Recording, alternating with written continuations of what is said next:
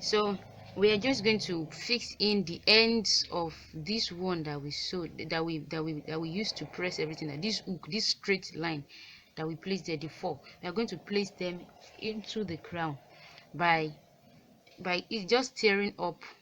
Just mark it, place it there and mark the point. You can see the black dot that I placed on this side, here, here, and here. So you're just going to cut that place open a little, not like you cut it down, just cut it open a little. It's not touching this other one. You just cut it open a little so that this wire can actually enter into that place and sit there, so it will hold it firmly. So that is what I have just done here. You can see. So if it is coming in too much, there's a way we do that. We can easily trim off the excess there. So just fix it like that, then we'll continue from there. So while you are doing that, you are also trying to put the remaining part of the ring inside the head, like this. You can see that I have inserted the head of this side, the ring, that last ring, inside the fastening, so that that part will not be showing outside. I'm still going to insert this. It must not show outside, so it will be inside the cap here. So you insert it just by doing like this. Make sure the wire in the first place is the measurement of the circumference of this. You don't want to have less. You don't want to have less. So you did that way. Insert it, then you apply your glue on it and use your peg to hold it together so it can dry. Then you can also sew it. If you feel like sewing it, just run a round stitch on it, round, with your hand, with needle and thread. You can do that so that it can stay and it will be easier for you. But if you feel like the gluing is enough for you, good luck. Anyhow, just make sure it's staying and it's not removing. So that is the key. So that is what I'm going to do next now, and I'll come back to show you. So now I have inserted everything inside it. You can see that the wire is all inside the cap, and this is what it looks like outside. By the time I glue everything, this side will be balanced. So this is how it looks outside. Then now let's turn it back. Now what we're going to do next is to add glue to the tip here, not on top like this, but to the tip, where you can just close it up and would seal that end. Yes, I'm using clip to hold this because I don't want it to just get out of place. So now we start pressing it down. For more neater or quicker effect, you can actually use your peg to hold it down, because you don't want it to come out or come off, whichever one in English. So you just peg it like that. So just keep pressing it to the gum and pegging it. You do that for each round. Make sure you do it very well, and as you are doing that, check for these edges so that it is not pointed or not balanced outside. So you do that, then we proceed to the next stage. Yeah, so I already used the pegs to hold everything down so that it will stay. So you know the material is thick, so you have to hold it down tightly.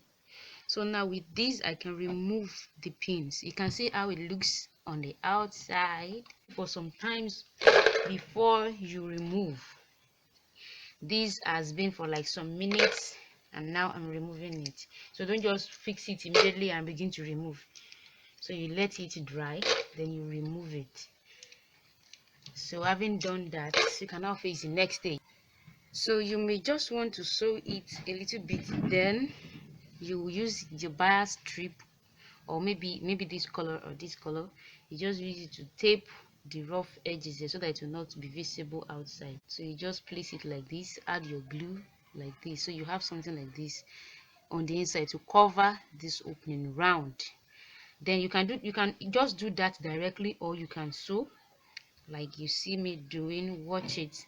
Remember that you are sewing this part, and you don't want anything to appear on the outside here from your sewing. So you are just going to sew this way. Pick the inner part, just like just small. They use it to pick the upper one,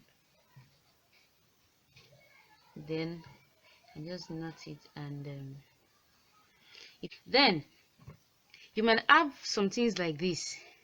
You see, this straight one is coming out here, is coming out here, so that it will not be shooking you on your head. You can just cut it out again. After doing that, then you seal it up with this, then we'll come back to decorate.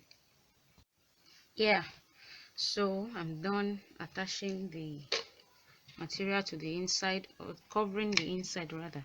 So I just trim off the excess. Yes, you've always be having excess in this work, so we'll always be talking about excess. I already cut that out. Yes.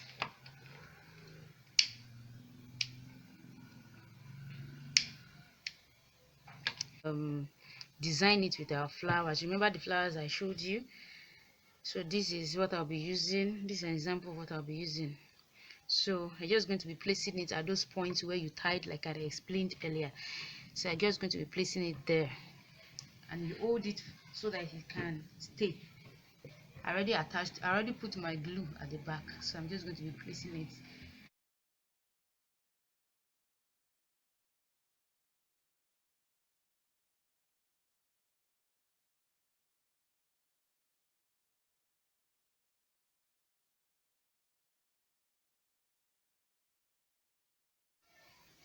So now we want to attach the Alice band. This is what we call the Alice band. This is it. So you're just going to turn it over. Mean that your fascinator does not have any flower in front or on top of the cap or the cup. You may not really have much problem fixing your Alice banding. So what you do is, however you want it to stand on your head, if you want it to stand straight like this on your head, or sit straight on your head like this, or slant like this, that's how you're going to place your Alice. Allow the glue to dry up a little bit, then you attach it. So I want it to be on the side, so it's on the side. This is what you do. You just place it like this, slant your fascinator, then your Alice band under it. Just place it wherever, however slant you want it to be. Depends on how slant. So this is what I got. So with this now, my fascinator is going to sit slant on my head. So then you cut out a small circle like this to cover this point, and to also help the Alice band to stand. Just put this on top and let it glue on the outside. Beautiful. Thank you for watching. See you in the next tutorial. You're welcome.